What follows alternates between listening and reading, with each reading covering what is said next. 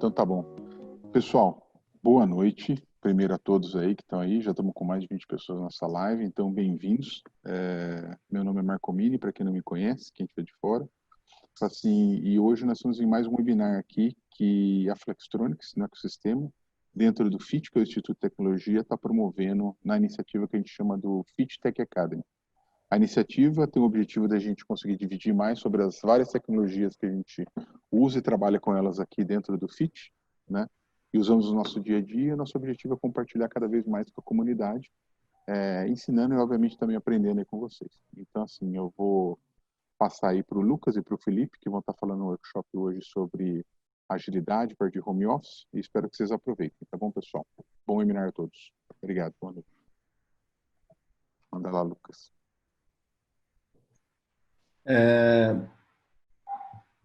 Bom, boa noite, pessoal. Obrigado quem está aí. Eu vi o Falavinho aqui falando que teve gente que perdeu a inscrição. Passo o link direto do Zoom. Deixa eu ver aqui rapidinho, pessoal. Eu passo lá para deixar. Você passa o link Passo, direto pode do deixar, Zoom ali pode para deixar, e eles? você vai tocando aí pro Felipe, a gente... Vamos que vamos. Beleza. Então, obrigado por vocês terem vindo aí, quem está aí, muito obrigado. É sempre importante apoiar, não só os nossos colegas, mas também apoiar no geral o FIT nas ações que a gente tem. E legal também, para quem não é do FIT, que tem várias pessoas aqui pelo que a gente viu, tá aqui para aprender um pouco, e a gente espera que isso seja, que você tenha algum aprendizado aqui durante esse momento. É isso aí, pessoal. Valeu. Vou passar para o Felipe agora. Felipe Souza, que vai falar de agilidade para a gente. Bom, boa noite, pessoal. Eu vou começar a compartilhar minha tela aqui, para a gente já começar.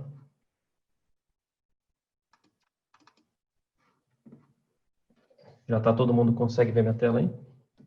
Yes. Beleza. Manda. Então, a gente está aí começando mais um webinar da iniciativa do FIT Tech Academy. O nosso tema de hoje a gente vai falar um pouco sobre metodologias ágeis e home office. Então, a gente vai falar um pouquinho dos dois. A gente vai começar falando de metodologias ágeis, como aplicá-las no home office, nesse contexto que a gente está inserido, né? Muitas pessoas fazendo home office forçado, ou várias pessoas que já trabalham em modelo de home office. Então, a gente vai falar um pouquinho sobre esses dois assuntos principalmente.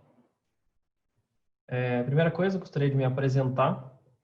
Meu nome é Felipe, eu trabalho no FIT desde 2014, eu tenho 31 anos, sou formado em Ciência da Computação pela UFSCar, fiz Ciência da Computação na UFSCar de Sorocaba. Entrei no FIT em 2014, comecei na parte de desenvolvimento de sistemas embarcados. Então, trabalhei algum tempo com desenvolvimento de software, principalmente em linguagem C e em ambientes de firmware. Aí, em 2016, eu fiz a certificação de Scrum Master. Comecei a perceber, ao longo do tempo, que tinha uma demanda na parte de gerenciamento ágil, e isso eu me identifiquei muito com essa questão, tipo, de processos. Então, tirei a certificação de Scrum Master em 2016. Comecei a atuar como Scrum Master do time, além de desenvolvedor, em 2016. E aí, em 2018, eu tirei a certificação de Product Owner. E também que eu já comecei a fazer uma transição. Foi aí que, em 2018, eu comecei a transitar da parte de desenvolvimento de software e o papel de Scrum Master, e comecei a atuar como analista de negócio nos projetos e atuar no papel de PO no Scrum. Quando eu falar um pouco dos papéis do Scrum, vai ficar um pouco mais claro o que faz um Scrum Master, o que faz um PO, mas de acordo com as minhas características, eu fui migrando da parte de desenvolvimento para a parte de análise. Essa noite a gente vai falar alguns conceitos, né, alguns tópicos que a gente vai comentar hoje. Vou falar um pouco sobre o histórico, de como surgiu os métodos ágeis, por que se teve a necessidade de surgir método ágil. Falar um pouco nesse surgimento, falar sobre o manifesto ágil, algumas tendências que a gente tem quando a gente fala de metodologias ágeis, vou falar um pouco do conceito de agilidade, não só uma metodologia específica. Vou falar um pouquinho de Scrum e Kanban, que são duas das formas de trabalho que a gente mais usa no dia a dia, isso falando do nosso ambiente de trabalho, não na prática de todas as empresas, mas a maioria das empresas também usa muito Scrum e Kanban no dia a dia. Falar um pouco da prática, né, dessas duas, principalmente do Scrum, mas como a gente coloca isso na prática. Algumas ferramentas disponíveis para a gente usar tanto no escritório quanto no home office, que são ferramentas que facilitam o nosso dia a dia na utilização dessas metodologias. E, por fim, a gente vai falar sobre o home office em si e como a gente aplica um pouquinho de tudo que a gente vai abordar durante a palestra, como a gente aplica isso no home office e contextualizando. Bom, o primeiro ponto que a gente começa a gente tem que entender da onde surgiu as metodologias ágeis, né? Então, a gente tem um conceito histórico de que existiam metodologias pesadas. Então, o desenvolvimento de software, ele iniciou seguindo desenvolvimento de projetos de outras áreas. E aí, quando a gente começa o desenvolvimento de software, começou a ter essa demanda de software no mercado, o desenvolvimento de software iniciou também de forma sequencial, seguindo o modelo cascata, que vinha de outras áreas, né? E quando isso chegou no desenvolvimento de software, começaram a ver que tinha alguns impedimentos. Esse é um modelo muito engessado. O fluxo ele é difícil de você seguir do começo ao fim, porque o software ele demanda mudanças no meio do processo. E o modelo cascata não permite que você consiga atender essas mudanças. Então, você tem uma dificuldade enorme, né, de seguir o fluxo, dadas essas variações. E você tem também no universo de software, isso desde o início do desenvolvimento de software, e isso é muito mais acentuado nos dias de hoje, em que você tem um confrontamento da necessidade com a expectativa do cliente. Esse alinhamento de necessidade, expectativa e o movimento de mercado é muito rápido. Então, às vezes o cliente propõe um projeto agora, e aí em dezembro você vê que o mercado mudou e a necessidade do cliente é outra. Então, às vezes ele tem uma expectativa do que ele quer atingir, mas quando chega lá na frente a necessidade muda. E aí você precisava de uma metodologia que atendesse essa mudança muito rápida. E um dos problemas também que você tinha é uma única entrega final. E quem trabalha com software, vê que o software, na maioria das vezes, ele não é indivisível. Na maioria das vezes, ele é modular, incremental. Então, se a gente tem um software que pode ser feito de maneira modular e incremental, por que a gente não segue um processo dessa forma? Por que a gente seguiria um processo que só tem uma entrega final? Então, baseado nisso, várias pessoas começaram a trabalhar e criar suas metodologias alternativas, que eu gosto de chamar dessas, se a gente tinha metodologias pesadas, a gente começaram a criar metodologias leves de trabalho. Aí dentro dessas metodologias você tem XP, você tem Scrum, você tem outras formas ágeis de trabalhar, e aí essas pessoas começaram a cada um criar o seu. Vários desenvolvedores, várias equipes criaram a sua própria metodologia, e aí isso começou, e eles começaram a conversar entre si. E aí essas pessoas conversando entre si, eles perceberam, ó, a gente está seguindo uma tendência aqui, e a gente podia conversar para a gente trocar figurinha e a gente trocar experiências. E foi feita uma reunião, né, com 17 participantes, principalmente os criadores de diversas dessas metodologias. Eles se reuniram em 2001 e eles, nesse momento, eles criaram, quando surgiu o Manifesto Ágil, e eles criaram meio que o termo Agile. Então, o ágil, como a gente conhece hoje, o termo ágil surgiu do encontro dessas pessoas. Já eram pessoas que praticavam metodologias ágeis, cada um praticava a sua, mas o conceito de ágil como uma ideia, como um mindset que foi criado, não existia até então. Esse conceito foi criado em 2001, e aí, de lá para cá, isso tem ganhado corpo. E aí o manifesto ágil, em contrapartida aos modelos pesados que existiam, basicamente ele segue 4 pontos. Você tem a priorização de indivíduos e interações acima de processos e ferramentas, ou seja, as pessoas são importantes. O software funcionando é mais importante do que documentação, então você tem modelos pesados, uma documentação muito forte, mas para software é mais importante que o software esteja funcionando do que a documentação dele gerada. A colaboração com o cliente é mais importante do que contrato, então você ter o seu cliente participando das interações para ele saber se é aquilo mesmo que ele quer é mais importante do que um contrato para eu chegar no final do projeto e falar, não, mas no contrato dizia aquilo.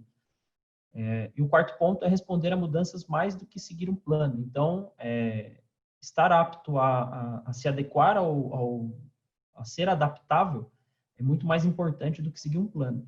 Inclusive, a gente vive num momento que demanda isso cada vez mais da gente, né? A gente teve que responder a uma mudança extremamente rápida. A gente começou uma pandemia que todo mundo teve que ir para o isolamento, várias empresas que não praticavam home office passaram a praticar.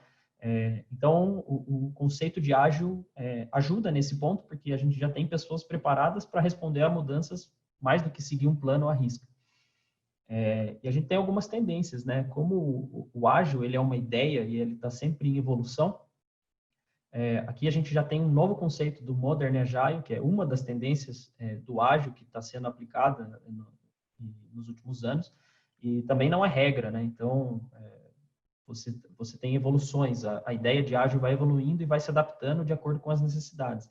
E aí você já tem um novo conceito do ágil, que é a parte que as pessoas são importantes, você já transforma, você já leva para o ponto de fazer da segurança um pré-requisito. E nesse ponto de segurança, é segurança das pessoas em todos os aspectos, tanto do desenvolvedor, de você dar autonomia para ele produzir aquilo que ele tem que entregar, quanto a gente pensar na segurança final do usuário, tanto nos seus dados, quanto na segurança dele em usar as ferramentas, que hoje estão muito mais conectadas.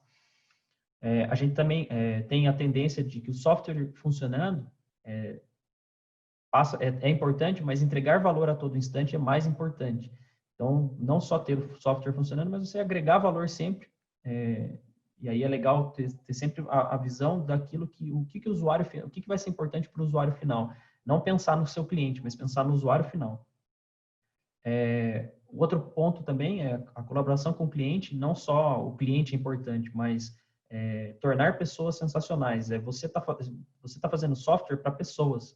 Você está fazendo um produto que vai afetar a vida de pessoas, seja no trabalho, seja na vida pessoal. Então, é muito importante que você pense nas pessoas quando você está trabalhando.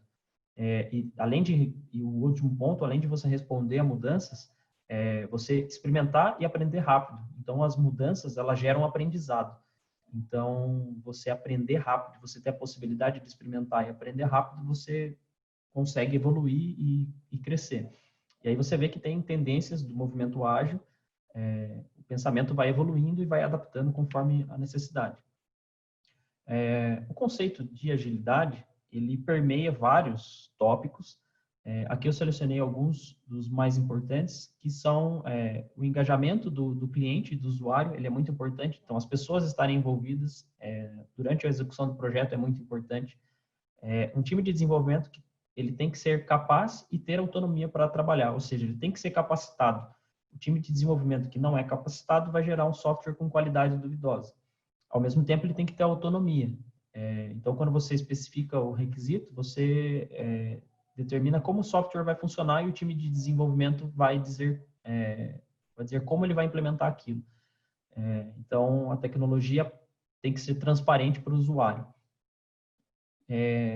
A ideia de entregas constantes, parte a parte, cada parte agregando valor no usuário final. Então, se a minha entrega não agrega valor, ela não deveria estar sendo feita.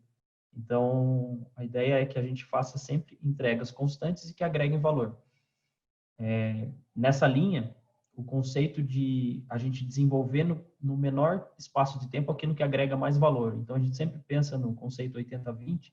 Então, o que agrega 80% do valor tem que ser desenvolvido primeiro, de forma simples e objetiva.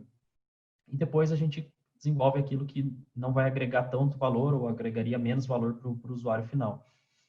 Outro ponto importante do conceito de agilidade é o conceito de melhoria contínua. O software está sempre em evolução. Todo mundo aqui tem aplicativo do celular e quase todos os aplicativos, você entra na lojinha lá, e seja da Apple, do Android, você entra na loja e pelo menos uma vez por semana tem alguma atualização, ou seja, de segurança ou de uma nova funcionalidade. Então, isso é melhoria contínua. Você está sempre evoluindo o seu software, porque se você parar de evoluir, o competidor vem e toma seu lugar. Então, o conceito ágil para software tem essa ideia, essa raiz de estar sempre melhorando. Melhorando as ideias, os processos e o produto, tudo. Dito isso, a gente também está sempre buscando automatizar processos. Então, quanto mais a gente consegue automatizar os processos, mais a gente consegue deixar as pessoas serem criativas. Então, as pessoas, o cérebro humano ainda consegue ser melhor do que a máquina na parte criativa. Então, tudo que a máquina pode fazer para automatizar e deixar o trabalho mais simples, a gente coloca a máquina para fazer e deixar as pessoas para fazer o que elas fazem de melhor, que é a parte criativa e agregar mais valor no final. O ponto que eu acho que é o mais importante do conceito de ágil, que é a colaboração. Ninguém faz nada sozinho. Então, a colaboração entre as pessoas durante o desenvolvimento acaba sendo de extrema importância. Não só a colaboração dentro do time de desenvolvimento, mas a colaboração de todos os envolvidos, seja do usuário, seja do fornecedor, seja do cliente. Todos os envolvidos no desenvolvimento do projeto têm que estar engajados e com espírito colaborativo. Baseado nesse espírito de colaboração, falando um pouco do Scrum, que é uma das metodologias mais usadas, né, no desenvolvimento de software, o termo Scrum, ele vem do rugby. E ele vem de uma jogada em que o time todo se junta para reconquistar a posse da bola. Então, a parte colaborativa de time, ela está totalmente intrínseca tá na raiz e na essência do Scrum. Porque a gente o objetivo é sempre do time.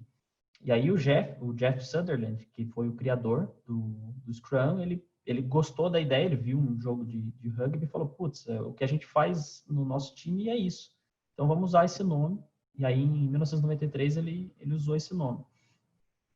E começou a crescer essa metodologia. Tanto é que daí em 2001, quando teve aquela reunião com vários praticantes de metodologias ágeis, o Jeff Sutherland é um dos signatários do Manifesto Ágil, que teve em 2001, e ele estava lá participando junto com outras pessoas.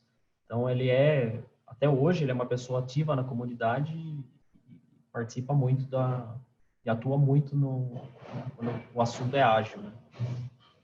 Uma outra metodologia que a gente pode chamar, que também é muito utilizada e que é muito importante, é o Kanban. O Kanban, ele é um termo japonês para cartão, simples assim. E que é a utilização de cartões para representar estados numa etapa do processo. Essa metodologia ele veio da indústria japonesa, então ele começou a ser usado na indústria para gerenciamento de processos e controle na etapa de produção mesmo. E ele também é muito associado à metodologia Lean de produção, que também é utilizado hoje em diversas empresas, inclusive a Flex atua usando o Lean na sua produção. Basicamente, o Kanban ele é um método simples e objetivo para você fazer uma gestão visual de fluxo de processo.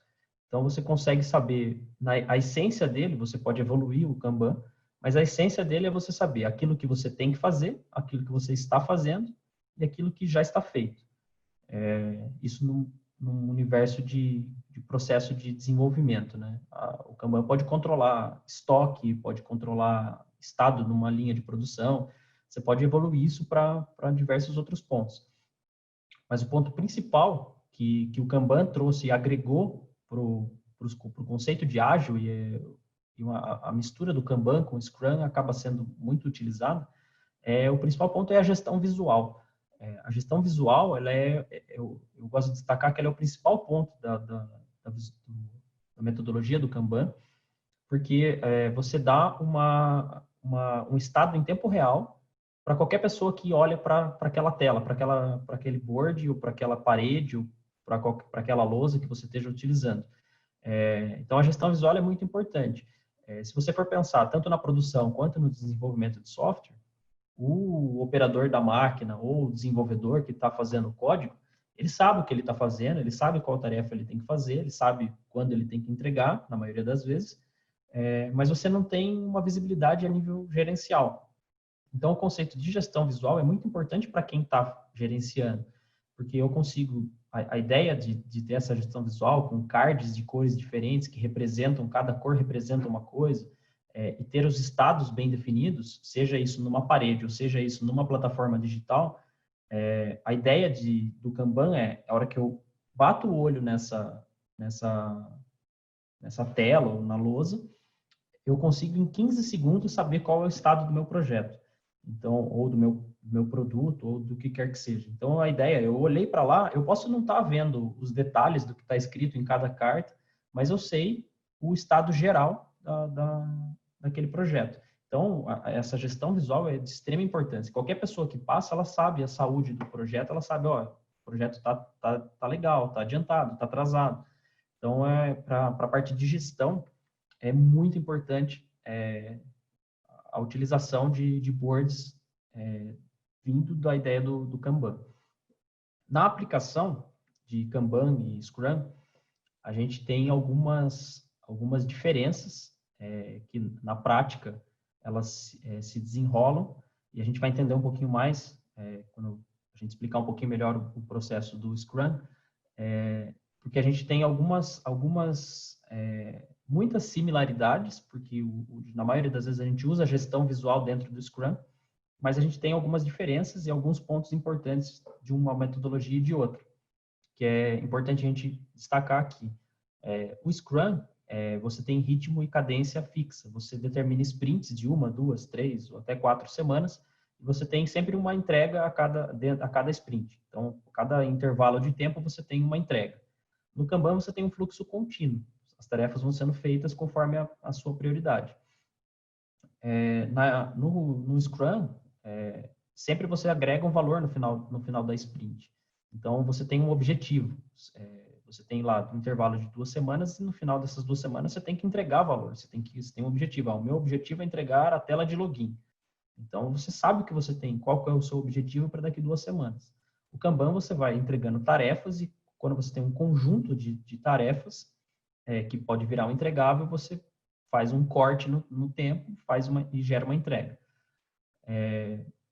A priorização das tarefas é sempre feita no Kanban, da mais prioritária para menos prioritária, e no Scrum você fatia o bolo, né? Então, você também tem a priorização da mais prioritária para menos prioritária, só que você pega, por exemplo, a tarefa 1, 2 e 3, e fala, vou entregar nesse intervalo de tempo a tarefa 1, 2 e 3. Uma vez iniciada a sprint, eu posso fazer a 3 antes da 1. O que importa é, no final, eu entregar o que eu tinha me comprometido. O Scrum tem papéis bem definidos, que é o do Scrum Master e o Product Owner, que eles têm tarefas diferentes do resto do time de desenvolvimento. E o Scrum, ele prega o conceito de todo mundo pode fazer tudo. A ideia é que a gente tenha um time, isso na prática acaba não sendo verdade, uma verdade absoluta, porque você tem tecnologias diferentes e você tem especializações diferentes das pessoas, mas a ideia é que o time tem que entregar. Então, qualquer pessoa pode fazer qualquer coisa desde que o objetivo seja cumprido no final. No Kanban não é bem por aí. Então, a ideia do Kanban você tem tarefas específicas para pessoas específicas. Pode haver essa especialização.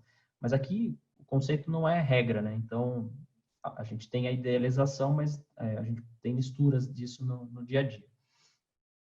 E no Scrum, a produtividade ela é medida através da velocidade da sprint. Então, eu sempre meço produtividade do time e não da pessoa.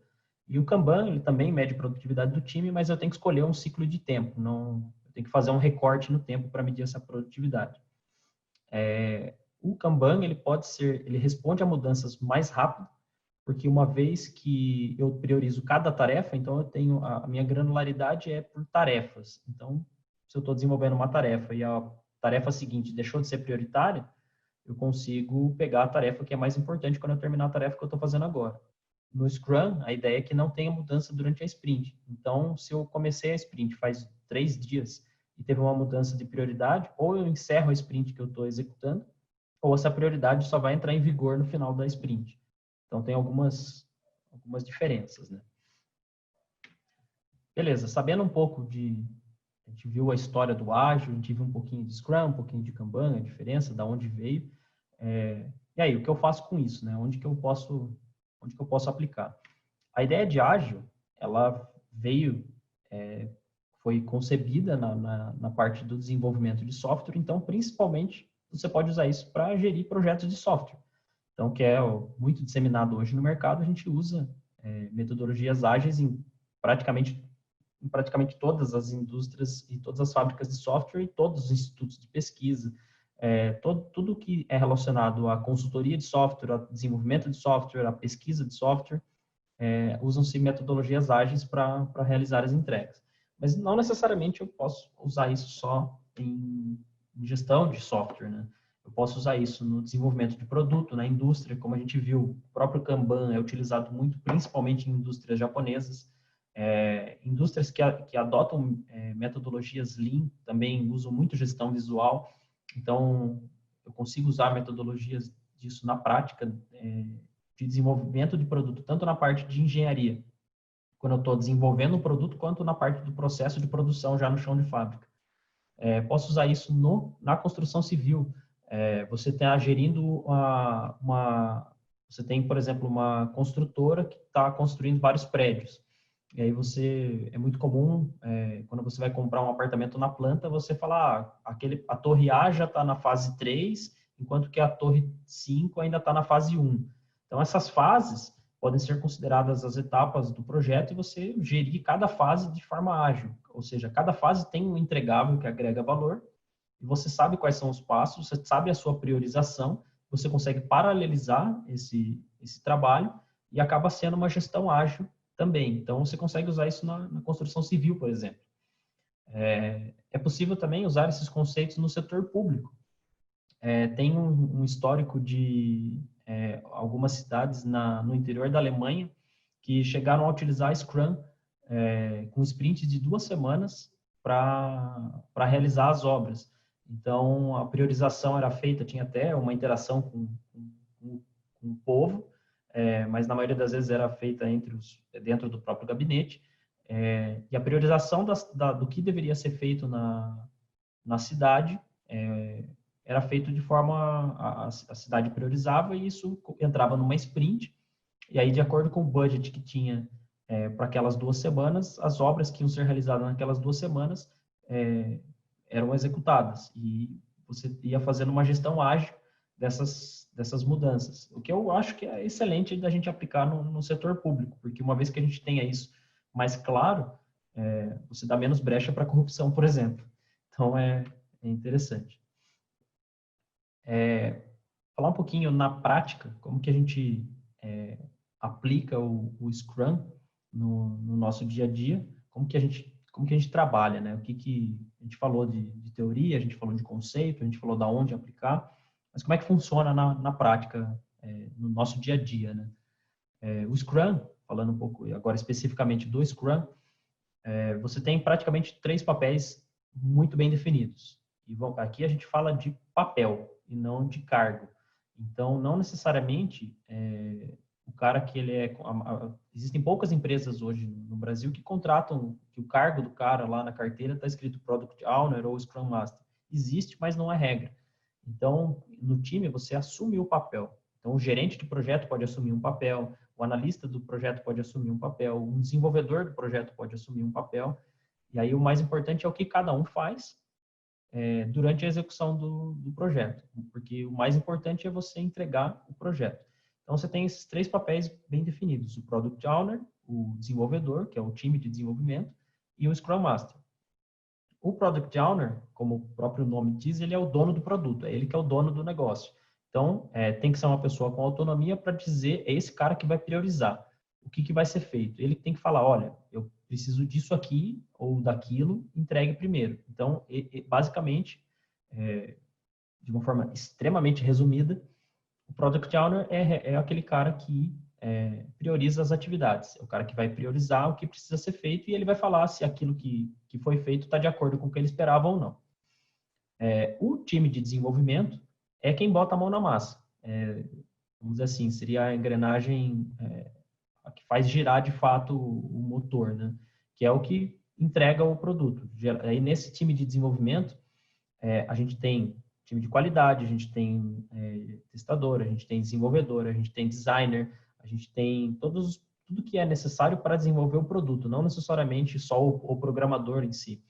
Então, é todo mundo que está relacionado diretamente com a produção do software, a produção do produto, ele entra nessa parte do time de desenvolvimento. É aquele cara que bota a mão na massa de verdade.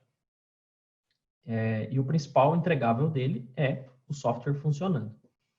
E o Scrum Master, o papel dele, também de forma extremamente resumida, é conduzir tudo isso. Então, é como se fosse o maestro, como se o time fosse a orquestra e o Scrum Master fosse o maestro. É ele que dá o ritmo, é ele que dá a batida, é ele que determina como que funciona o processo. Então, é ele que conduz as reuniões, é ele que verifica se o time está acima do ritmo, abaixo do ritmo, se vai precisar, se o time priorizou corretamente as atividades dentro da sprint, se as estimativas estavam corretas.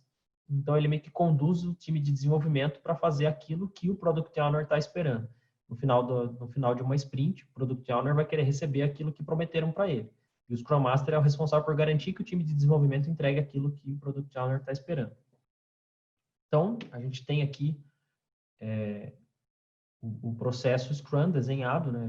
Uma forma bem simples também de desenhar. Então, basicamente, a gente tem a ideia, quando a gente iniciando o processo, a gente tem a ideia de um produto ou de um software, e a gente, dessa ideia, desse conceito, a gente vai criar user stories, que nada mais são do que as tarefas que a gente vai fazer, as funcionalidades, e o que o usuário espera daquele produto. Então, por exemplo, eu como usuário espero fazer login. Então, você tem uma funcionalidade que é login. O usuário espera realizar o login pelo Facebook ou pelo Google. Você tem outra funcionalidade. O usuário espera que as suas fotos fiquem salvas. Ou seja, tem uma nova funcionalidade. O conjunto dessas funcionalidades, ele vai para o Product Backlog. E aí que nada mais é do que uma lista daquilo que precisa ser feito. Uma vez que eu tenho a lista daquilo que precisa ser feito, eu começo o meu planejamento. Então, eu vou planejar uma sprint, que na maioria das vezes dura de 2 a 4 semanas. Eu escolho aquilo que vai dentro da sprint, executo a sprint dentro daquilo que foi priorizado, eu desenvolvo aquilo que está sendo esperado. Dentro dessa sprint, a gente faz reuniões diárias para rever aquilo que foi feito nas últimas 24 horas e alinhar o que vai ser feito nas próximas 24 horas. E ao final dessa sprint, eu entrego uma funcionalidade. Então, se a minha primeira funcionalidade, por exemplo, é o login, ao final de 2 semanas, eu entrego o login funcional para validação. E aí, basicamente, a gente tem duas reuniões muito importantes, que é a parte do Sprint Review, que é quando a gente senta com o Product Owner e apresenta para o Product Owner aquilo que foi desenvolvido, para ele dar o seu feedback, para ver se é realmente aquilo que ele esperava.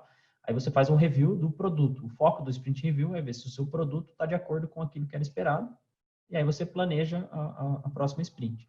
Você passa para uma outra reunião, que é a retrospectiva. A retrospectiva é um momento interno do time. O objetivo principal da retrospectiva é rever o processo. Então, é ver se tudo aquilo que a gente fez de bom, tudo aquilo que a gente fez de ruim, a gente avalia, para tudo aquilo que a gente fez de bom, a gente repetir no futuro, e tudo aquilo que a gente fez de ruim, a gente tomar algum aprendizado e não repetir isso no futuro. E aí, segue o fluxo e você vai de novo, volta para o seu backlog, pega as próximas tarefas da lista, coloca isso dentro da sprint e vai executando. E a cada sprint você vai entregando uma nova funcionalidade e vai seguindo esse ciclo até que você tenha o produto completo.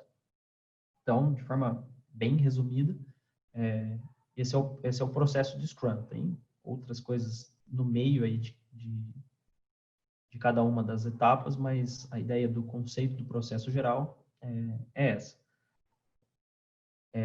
E aí, para ajudar no nosso processo, no nosso dia a dia, no nosso trabalho, a gente tem algumas ferramentas que são importantes para nos ajudar, principalmente quando a gente pensa no conceito de home office, e não só no conceito de home office, mas no conceito de distâncias e que a tecnologia pode nos aproximar.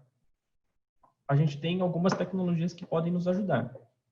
Quando a gente fala de gestão visual, por exemplo, a gestão visual ela começou e ainda é praticada muito até hoje com uma lousa na parede desenhada com vários post-its representando aquilo que tem que ser feito, aquilo que está sendo feito e aquilo que já está completo. Essa ideia da gestão visual da parede, ela ainda é aplicada até hoje e é uma das melhores formas de você controlar o seu time. Só que, para isso, você precisa que o seu time todo esteja na mesma sala, para o seu time todo estar vendo a mesma parede. Então, se você vai fazer o seu controle visual na parede, todo mundo tem que compartilhar essa parede. Então, se as pessoas não estiverem no mesmo ambiente que essa parede, você perde o propósito de usar a parede. E aí surgiram ferramentas que começam a fazer essa gestão, né? E aí a gente começa a evoluir nosso desenvolvimento de software e a gente começa a precisar de ferramentas cada vez mais evoluídas. Aqui eu listei algumas ferramentas que a gente usa e para algumas coisas, algumas funcionalidades específicas, e eu gostaria de dizer que eu só listei aqui ferramentas que a gente utiliza no dia a dia ou que eu já utilizei em algum momento. Existem inúmeras outras ferramentas que podem ser utilizadas e que são concorrentes ou parceiras das ferramentas que eu coloquei aqui. Basicamente, a gente tem 5 pontos em que a gente precisa olhar e precisa ver se tem alguma ferramenta que se adequem a isso. Então, a gente precisa ter uma ferramenta, a gente precisa utilizar uma ferramenta que faça controle e gestão. Então, o controle e gestão das atividades, das tarefas e do que precisa ser feito. Então, por exemplo, a gente usa muito o Jira para fazer esse controle e gestão das atividades. Então, o Jira é uma ferramenta que pode ajudar a gerir as atividades e fazer o controle das tarefas e do tempo da sprint. Ele tem diversas ferramentas. A gente pode usar o Trello para isso também. O Trello também tem uma ferramenta muito boa, muito simples. Inclusive agora é do mesmo grupo que faz o Jira e pode ser usada para controle e gestão das atividades. Um outro ponto que é importante é o compartilhamento e a colaboração. Então, eu tenho que usar ferramentas que permitam o compartilhamento de informações e a colaboração entre o time. Uma vez que a gente está distanciado, a gente está no home office, a gente precisa que a informação não fique só para mim. Então, a partir do momento que a gente está numa mesma sala, se eu levantar e falar alguma coisa, todo mundo vai escutar. Mas a partir do momento que eu estou na minha casa e o meu time está cada um na casa deles, se eu levantar e falar, ninguém vai me escutar. Então, eu preciso ter um lugar que eu possa depositar essa informação. Uma vez que eu produzi conhecimento, eu tenho que documentar isso e colocar em algum lugar. Então, ferramenta que você consegue usar isso. Você tem o próprio Trello serve para isso. A gente usa bastante o Confluence, o Slack serve para isso também. A gente tem o Microsoft Teams, que não está listado aqui, mas você consegue compartilhar e gerar um ambiente de colaboração. Você tem o Google Docs também, que pode ser utilizado para compartilhamento e colaboração, você desenvolver e criar documentos de forma colaborativa. Então, é muito importante que você tenha essas ferramentas à sua disposição para que o conhecimento sempre esteja à disposição do time todo. Uma coisa que é de extrema importância no desenvolvimento de software, e hoje praticamente impossível desenvolver sem isso, é versionamento de código. Então, há muito tempo atrás, você desenvolvia seu código, você salvava no pendrive, passava para alguém, e isso deixou de existir há muito tempo. Então, você precisa de ferramenta para versionar seu código, para você saber aquilo, você gerencia o seu código, faz o versionamento dele para você controlar versões de entrega, você consegue controlar e colocar plugins que já fazem teste automatizado no seu código. E aí, algumas ferramentas que a gente utiliza é o Bitbucket, tem o GitHub, que a gente não utiliza no dia a dia, mas já utilizei, o GitLab também. São ferramentas que são usadas para versionamento de código. Então, é de extrema importância que quando você vai, a não ser que você vai fazer o seu código sozinho, você tem que usar uma ferramenta de versionamento de código. E é engraçado que na faculdade, quando a gente começa a desenvolver, a gente não usa versionamento de código. Mesmo quando a gente fazia trabalho em grupos, a gente percebeu, aí você começa a perceber na prática que o versionamento de código é sensacional. E aí você começa, quando você começa os primeiros trabalhos em grupos na faculdade, você já começa a trabalhar com versionamento de código, porque é muito mais intuitivo do que você desenvolver na sua casa e mandar um e-mail com o código anexado para o seu companheiro de grupo, por exemplo. Outras ferramentas que são importantes você utilizar é pensar sempre na melhoria contínua. Então, como eu falei lá atrás, que a melhoria contínua é um dos pilares das ideias do conceito ágil, é importante que você pense sempre na melhoria contínua. E tem ferramentas que são disponíveis para isso. A gente tem, por exemplo, o Bamboo da Atlassian, que serve para isso. A gente tem o Jenkins, que é muito utilizado, que são ferramentas que fazem build automatizado, que fazem testes automatizados. Então, essas são ferramentas que são muito aplicadas para melhoria contínua do software. E o quinto ponto que eu acho que é muito importante é a parte da comunicação. Então, a comunicação entre o time, entre as pessoas envolvidas no projeto, ela tem que ser o mais transparente possível e as pessoas têm que estar... a sensação que eu tenho que ter é que a pessoa esteja do meu lado. Então, a gente tem o Skype, a gente tem o Discord, a gente usa outras ferramentas também, mas é importante você ter ferramentas à sua disposição para você ter a comunicação com o time. Mais para frente eu vou falar mais um pouco disso, mas o WhatsApp não é uma ferramenta ideal para isso, porque na maioria das vezes a gente usa o WhatsApp para fins pessoais. Então, quando a gente fala de comunicação no projeto, sempre é bom utilizar uma ferramenta de trabalho, não uma ferramenta pessoal. E aí, pensando, já pegando essas ferramentas que a gente pode utilizar para aqueles conceitos que a gente viu, aí a gente vamos abordar, de fato, o tema home office, né? Como que a gente, tudo isso que a gente viu, como que a gente aplica no home office e quais são os pontos que a gente tem que levar em consideração quando a gente vai trabalhar no home office. Algumas coisas mudam, né? Do escritório para o home office. E a ideia é que quanto mais preparado o time já está no escritório, utilizando essas ferramentas, algumas dessas ferramentas que eu falei, a ideia de descentralizar o conhecimento e as responsabilidades, quando você vai para o home office, acaba sendo uma transição mais simples. Então, eu gosto de pensar sempre que para você ter um bom trabalho de home office, você precisa de 3 pilares. E o primeiro pilar é a comunicação. Então, eu sempre tenho que pensar na comunicação do meu time, como seria, imagine um time que está trabalhando no escritório, e aí eu penso assim, como que seria a minha comunicação com o meu time se as pessoas não estivessem do meu lado?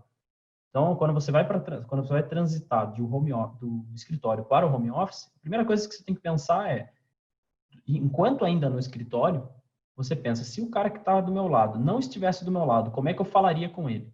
Então, esse é o primeiro ponto. Você acendeu a primeira luz ali, é isso. Então, eu tenho que pensar, mesmo quando eu estou no escritório, como é que eu me comunico com o meu time se ele não estiver no escritório? Então, você já pensou no primeiro ponto que você vai levar para o home office, que é a ferramenta de comunicação. Então, você tem que desenvolver uma ferramenta de comunicação que você atinja o seu time. Você tem que pensar também que a comunicação ela não é só conversa, ela não é só chat, ela não é só troca de mensagens. você tem uma gestão. Quando a gente está trabalhando, a gente tem outras informações que são relevantes ao projeto.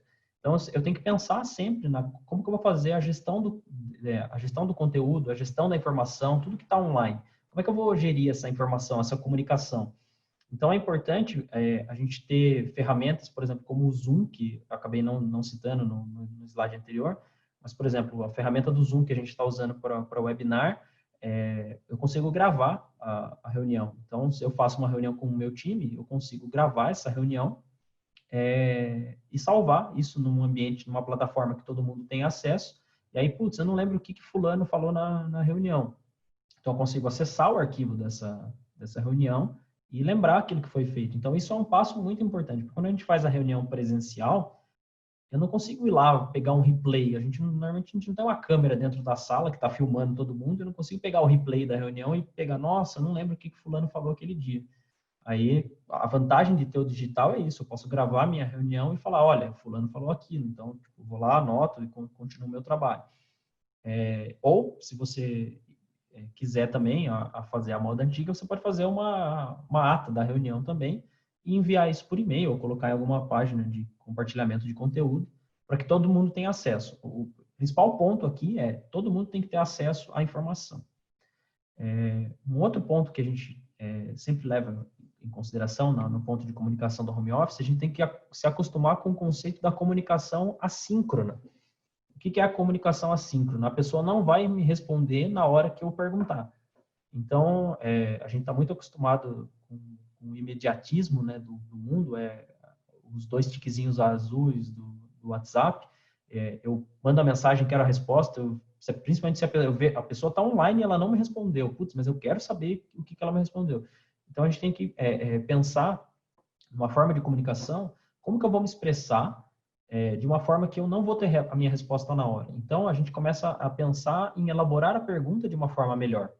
Então, é muito importante no home office, quando você vai conversar com as pessoas que não estão do seu lado, você tem que levar em consideração 2 coisas. Primeiro, ela pode estar ocupada com outra tarefa. Se ela estiver trabalhando, ela vai estar ocupada fazendo alguma coisa. Ela não vai estar à sua disposição para responder uma dúvida sua. E o segundo você vai começar a fazer a pergunta da forma certa. Por quê? Se a pessoa demora para te responder, se você fizer a pergunta errada, ela vai te responder, não sei. Aí você vai ter que refazer a pergunta. Aí ela vai demorar mais um tempo para te responder e assim vai. Então você vai começar a pensar em formular a sua pergunta de forma melhor. E isso é muito importante para que quando você faça a pergunta certa, a pessoa te responda corretamente e isso soluciona o seu problema. Uma coisa que é muito importante também na comunicação é você não misturar comunicação pessoal com comunicação de trabalho. Uma série de coisas, principalmente porque quando a gente está trabalhando em home office, já é difícil você diferenciar a hora que eu estou trabalhando, a hora que eu estou em casa. O pessoal tem filho, animais, tem tarefas da casa, então é difícil você já está no ambiente da casa, já é difícil você se desligar do que é casa, o que é trabalho, quando você está trabalhando no home office.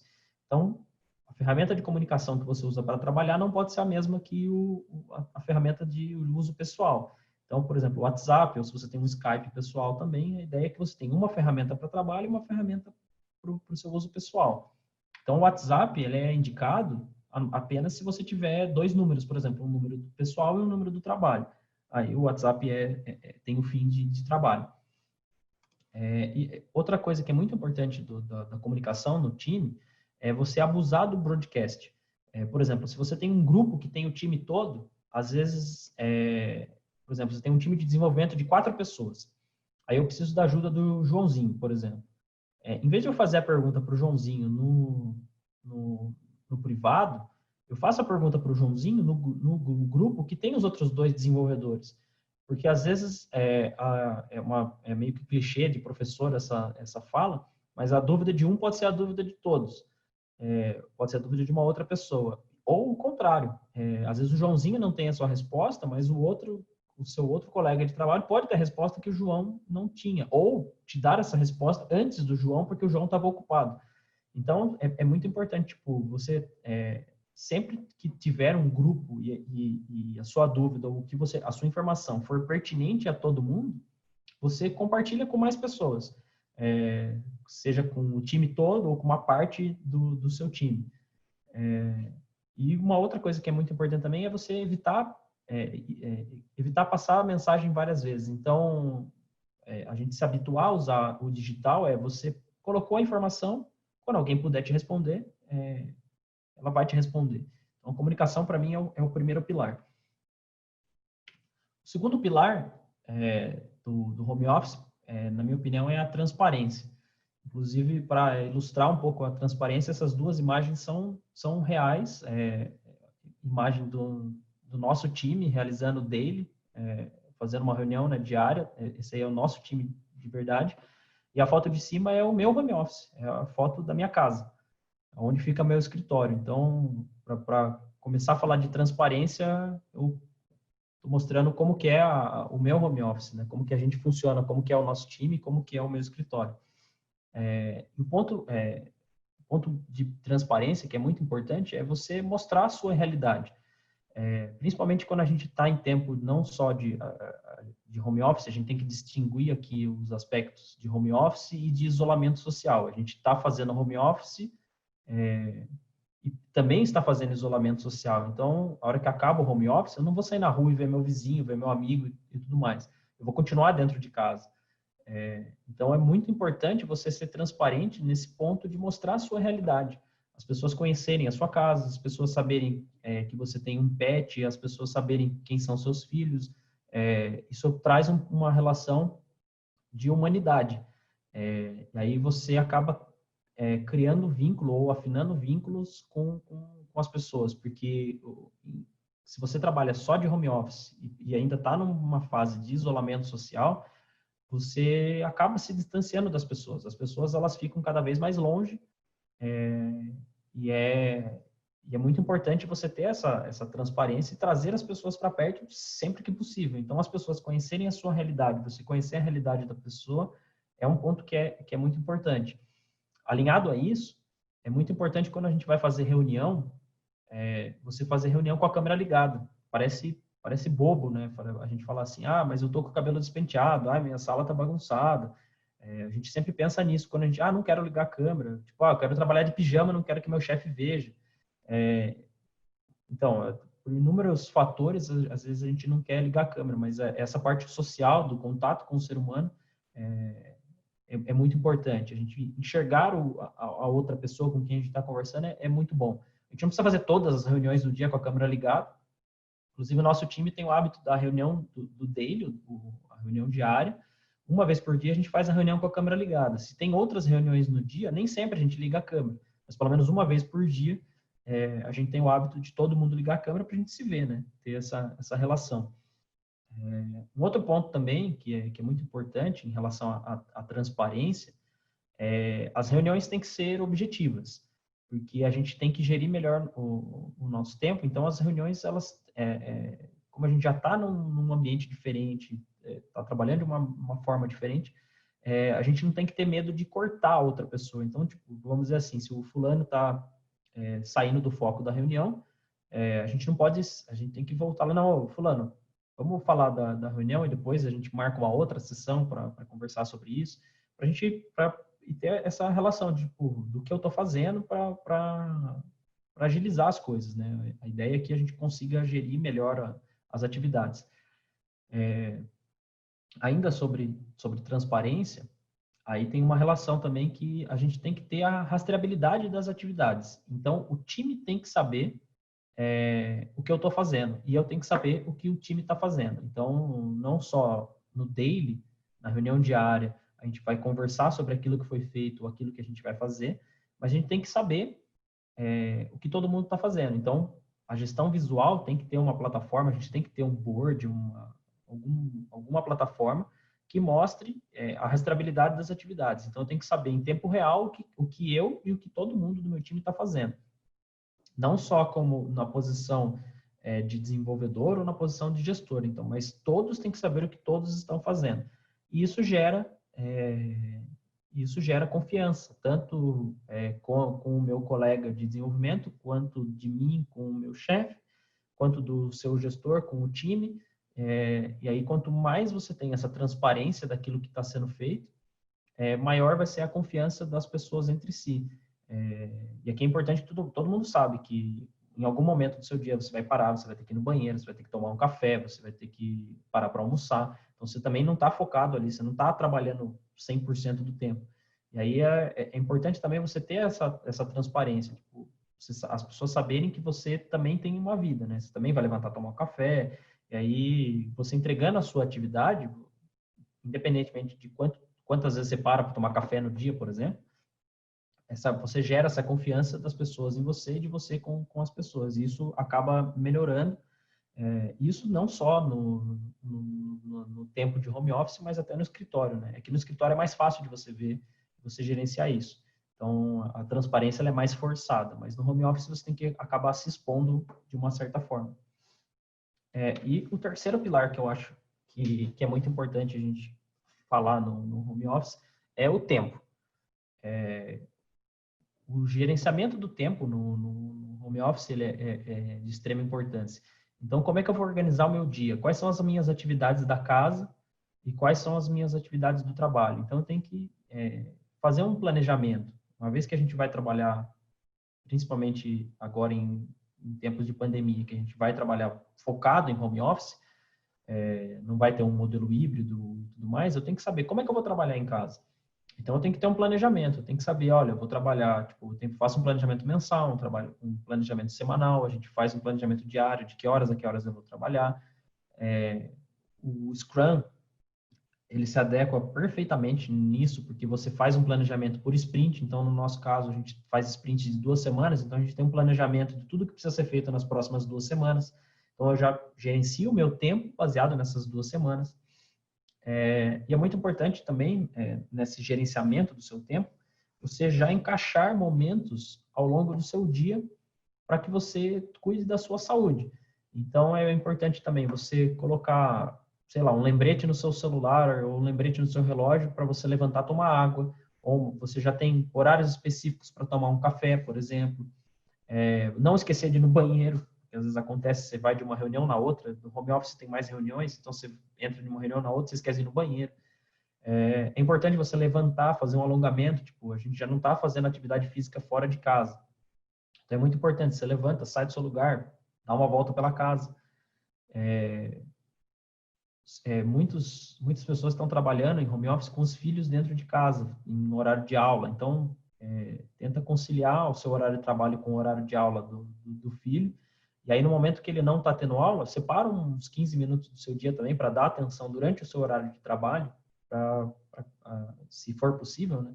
Para dar atenção para os filhos, para conseguir conciliar isso.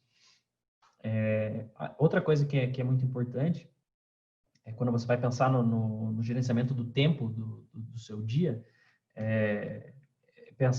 são 2 distinções, uma distinção muito clara que a gente tem que fazer, são 2 modelos de trabalho. Eu trabalho sozinho? Essa é a pergunta que você tem que fazer. Se você trabalha sozinho, você pode fazer o seu horário que você bem entender. Uma vez que você vai pensar, eu produzo melhor nesse horário, então eu vou trabalhar mais nesse horário.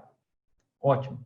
Mas se a sua resposta é eu trabalho em equipe, se eu trabalho com um time, o ideal é que você alinhe com o time qual é o melhor para o time. Então, às vezes, para mim é melhor começar a trabalhar às 6 da manhã, mas para o time inteiro é melhor começar a trabalhar às 9. Então, quem que vai ter que se adequar? Sou eu. Então, é muito importante combinar um horário. E aí a gente tem, por exemplo, no nosso time, a gente combinou um horário. Então, a gente tem uma política de fazer sempre o horário das 8 às 5 com uma margem de 1 hora para mais ou para menos. Então, a gente começa a trabalhar no mais cedo possível às 7 da manhã e no mais tarde às 9. E aí isso acarreta que a gente vai sair entre 4 e 6 da tarde. E aí, na pior das hipóteses, a gente tem um intervalo das 9 da manhã até as 4 da tarde e está o time todo lá. Então, por mais que algumas pessoas tenham entrado às 7 e outras só às 9, pelo menos das 9 da manhã até as 4 da tarde, a gente consegue fazer reunião com o time todo, a gente consegue tirar dúvida ou interagir com todo mundo. Então, isso é muito importante. Se o trabalho é feito em equipe, é importante que a equipe trabalhe junto.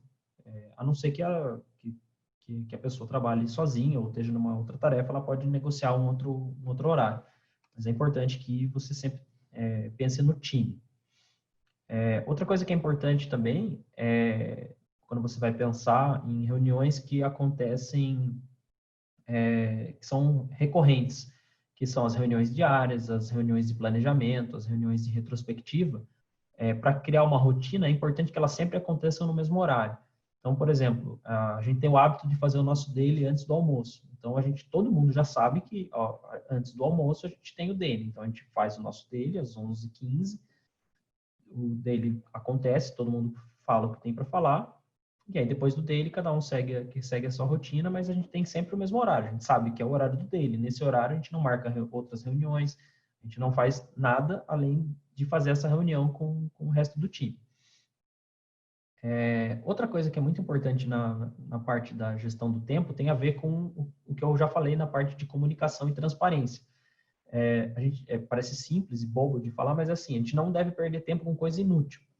Então, como que a gente vai? A gente tem que melhorar a nossa comunicação e melhorar a nossa transparência. Então, por exemplo, eu preciso falar com o Joãozinho.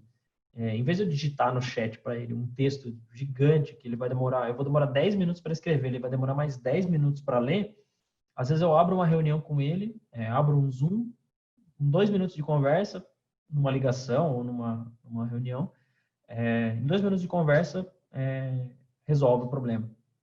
Ou o contrário, por exemplo, eu não preciso marcar uma reunião de 1 hora, sendo que eu posso ter mandado um e-mail. Então, você tem que pensar no que vai me economizar tempo, o que vai ser melhor para mim e para o time. Então, você tem que pensar nisso antes. É melhor eu mandar um texto? É melhor eu fazer uma reunião? Então, você vai ter que se encaixar para gerir melhor o seu tempo e evitar perder o tempo com coisa inútil. E o mais importante cada um tem a sua forma de gerir o tempo. Cada um sabe se funciona melhor de manhã, de tarde. Então, é sempre importante entender que não existe regra, né? Cada indivíduo tem a sua necessidade, tem o seu organismo se comporta, tem pessoa que trabalha melhor de dia, tem pessoa que trabalha melhor à tarde, melhor à noite. Então, é você entender como você funciona melhor para você achar o melhor equilíbrio no seu tempo. Mas em tempos de pandemia, a gente tem que buscar evitar o imediatismo, porque o imediatismo ele gera ansiedade, diminui a produtividade e acarreta outros problemas para o ser humano. E, por fim, a gente tem que sempre pensar também em como a gente vai atingir métricas e medir produtividade no home office, né? Aqui tem um gráfico que a gente mede as nossas métricas principalmente por pontos. Cada sprint tem uma pontuação, cada tarefa tem a sua pontuação e o conjunto dessas tarefas dá a pontuação por sprint. E aí é importante você ter alguma métrica de produtividade para ficar, senão vira bagunça também, né? Eu não consigo ter gestão meu time está trabalhando, não está? Então é muito importante você ter como medir isso. Aqui só a título de curiosidade, essa linha que eu tracei no meio do gráfico é quando a gente começou o home office. E a gente tem um histórico depois que a gente começou o home office, a gente aumentou a nossa produtividade. Aí eu peguei um cálculo básico nas 3 primeiras sprints que eu estou mostrando aí e nas últimas 3. Aí a média por pessoa, ela saltou de 10,5 pontos para 13 pontos por pessoa por sprint. Então, a gente melhorou a nossa produtividade. Então, os defensores do home office, é bem interessante isso. Isso aqui, lembrando que não é regra, né? Aqui eu estou expondo só o que aconteceu no nosso time. Isso aqui pode ter sido muito melhor em alguns outros times. Tem times que funcionam muito melhor em home office, tem times que não funcionam tão bem. Aí é importante da gente destacar que cada um tem que achar o seu ponto de equilíbrio. Tá, e agora? Aí eu coloquei alguns links para quem quiser pesquisar um pouco mais. Um pouco de Scrum, tem esse livro que é do Jeff Sutherland, tem os sites da Scrum Alliance, dos Scrum Guides, que são muito bons para quem quiser aprender um pouco mais sobre Scrum. Também tem o blog da Máximos, que eles postam bastante conteúdo, uma empresa aqui de São Paulo que trabalha com certificação de Scrum. Eles também postam bastante informação legal. E tem o pessoal da Officeless, que tem muito material legal também para a parte de... Eles postam bastante conteúdo para a parte de home office. Tem bastante dicas, eu tirei bastante coisa de lá, tanto do pessoal da Máximos quanto do pessoal da Officeless. Eu tirei bastante informação de lá. E aí, para quem tiver interesse em aprender um pouco mais sobre Scrum, sobre métodos ágeis e sobre home office, esses links são bastante interessantes. E é isso. Aí, uma dica também, um recado que é legal passar para vocês sigam as redes sociais do FIT, que LinkedIn, Instagram, Facebook, o YouTube. Escaneiem o QR Code que está na tela de vocês também, que aí vai para o nosso blog, e lá você pode acessar os próximos webinars. Tem bastante informação legal, tem bastante conteúdo importante que a gente está postando sobre diversos assuntos. A gente já teve sobre Smart Packaging, a gente já falou de Indústria 4.0, agora a gente está falando de ágil. Vai ter bastante assunto legal ainda para a gente ver. Então, fique por dentro e acompanhe aí as novidades que o FIT está sempre postando. E é isso. Muito bom, Felipe. Obrigado por todos os ensinamentos. Gostei principalmente das dicas do final, assim, achei que foi bem explicado mesmo. Gostei bastante, cara. Muito obrigado. Vamos direto às perguntas. Tem aqui a primeira pergunta mais votada. Tá. O Odd também chegou aí. Pessoal, para quem não sabe, o Carlos Odd, o diretor de inovação do FIT. Seja bem-vindo, Odd. Boa noite. Obrigado. Tudo bom? Vamos fazer as perguntas. Vamos ver se o Odd responde algumas coisas para a gente também. Quais seriam suas dicas para quem utiliza atualmente a gestão de projetos tradicional, mas que gostaria de estar migrando para o Scrum? A primeira dica que eu daria é aprender um pouquinho mais nesses links que eu passei, e tirar uma certificação inicial de fundamentos de Scrum ou de outro método ágil, mas aqui, no caso, a pergunta é para o Scrum. Eu acho que uma certificação de fundamentos de Scrum é o ideal. Aqui a gente abordou e pincelou conceitos muito básicos, que é uma introdução da introdução. Então, o primeiro ponto, a primeira dica que eu acho é você buscar uma certificação, porque nessa certificação você vai imergir no mundo do ágil e você vai entender um pouco mais sobre isso. Então, é tentar mudar o pensamento e buscar uma certificação de fundamentos. E às vezes não é nem certificar o time todo, mas pelo menos uma pessoa para trazer o conhecimento para dentro da empresa. Exatamente. Acho que a mudança de pensamento é o primeiro ponto. Tem uma outra resposta aqui mais para baixo, que é do Antônio. Tem a ver com isso, então eu vou puxar ela. Como eu convenço minha equipe de utilizar Scrum? Convencer é uma palavra muito forte. A ideia é você convence na prática e aos poucos. Então, tem muitos times que eu já passei no FIT por vários projetos. Tem muita gente que gosta de usar Scrum, tem muita gente que acha que Scrum não funciona. E aí você consegue convencer seu time de pouquinho, tomando uma ação de cada vez e mostrando que funciona. Então, vamos aplicar isso, e aí você mostra que funciona. Agora vamos aplicar aquilo, e você mostra que funciona. Então, esse é o ponto principal, é a prática. Com certeza, acho que eu posso acrescentar assim, ninguém está aqui para ser xiita no assunto, né? Acho que cada equipe pode saber o que funciona para ela através de testes. Então, testa um, testa outro, e ele vai customizando. Voltando aqui, falando um pouco de modelos de trabalho, o que você acha melhor, o modelo presencial, home office ou híbrido? Essa está fácil. Aí é a resposta pessoal, né? Apesar de eu gostar do home office, para mim, o melhor modelo é o modelo híbrido.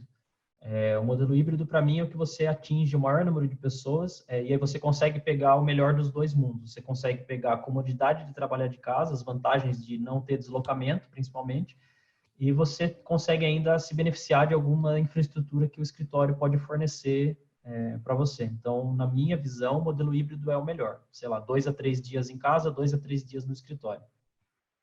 Legal. Dentro das suas experiências vividas, esse é do Magrão. Fala, Marcelo.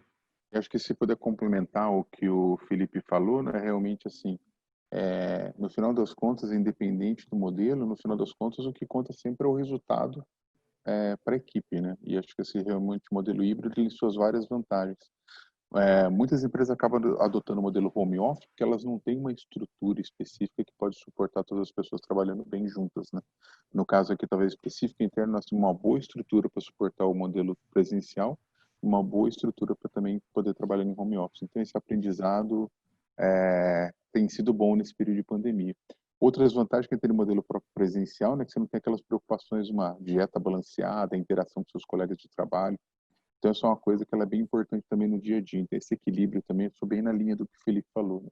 Acho que o modelo híbrido, assim, obviamente, sempre dando resultado, parece ser um bom modelo. A gente precisa ver o que funciona realmente para a empresa funcionar no final. Legal. Você consegue pegar a vantagem dos dois cenários, né? Você pegar aquilo que é bom dos dois mundos é sempre o melhor. Vamos descobrir com o tempo, né? Sim. Vamos lá, pessoal. Dentro de suas experiências vividas, você poderia citar 2 exemplos, um de quando posso usar Scrum e outro de quando eu posso usar Kanban? Sim, sem citar o cliente que a gente trabalhou no FIT, o Scrum eu acho que ele é muito mais fácil de você usar em equipes mais maduras e quando você tem entregas bem definidas. Então, quando eu tenho funcionalidades muito bem definidas que agregam valor ao cliente, é melhor você usar o Scrum. É muito mais fácil, inclusive, de você usar Scrum porque você não vai ter que quebrar a cabeça pensando no que vai ser o meu entregável e como evangelizar o time, né? Como que eu respondendo aquela pergunta, como convencer o time? Então, geralmente, equipes mais maduras no ágil e quando você tem um produto com entregas mais bem definidas, o Scrum é mais fácil de usar. O Kanban, eu acho que ele é o primeiro, vamos dizer assim, a entrada, a porta de entrada para o modelo ágil. Então, quem não trabalha com ágil, se você já colocar o Scrum logo de cara, pode ser um susto. Agora, se você coloca só um Kanban, só uma lousa na parede, para você gerenciar só as atividades mesmo, já é um primeiro passo. Aí no FIT mesmo eu já passei por um projeto que a gente começou, era um projeto que não usava ágil, e a gente inseriu o ágil pelo Kanban. Passamos alguns meses gerindo esse projeto só utilizando o Kanban, e aí depois a gente colocou o Scrum porque o time já estava mais preparado e já estava mais inserido no contexto. Então, acho que seria isso. Legal. O Adelido, é isso? Adelido Júnior me perguntou como que ele consegue os links. Antes de acabar a live, você cola os links no chat para o pessoal aqui. E também a gente pode fazer depois a gente vai postar o vídeo no YouTube, aí você pode pegar lá. A gente pode colocar lá na descrição do vídeo também depois. Sim, acho que é mais fácil também, Matos. Eu coloco todos lá.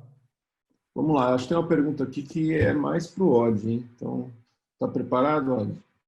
Falando de trabalho em equipe, quais são os maiores desafios para o Instituto de Tecnologia no novo normal? Isso é uma boa pergunta, né, cara? Bom, primeiro, deixa eu dar parabéns aí para o Felipe, eu também gostei da apresentação e das dicas, e parecem simples, mas a hora que a gente vê, não cumpre muito dessas dicas, né? Verdade. Passa batida em algumas. Obrigado, Felipe. Cara, desafios do Instituto no novo normal. Eu acho que o primeiro desafio, assim, acima de todos, é manter a saúde do time, né? Trabalhar em time, precisa ter time, o time tem que estar com a saúde. Então, a gente está fazendo o que dá dentro do FIT, né, da Flex, para manter a saúde, manter todas as condições de trabalho. Mas aí, falando da equipe, eu acho que é importante também entender a diversidade. Quando a gente fala de uma equipe de 300 pessoas, como tem o FIT, dentro dessa equipe tem gente que está confortável em casa, com um bom escritório, etc., com uma condição financeira razoável.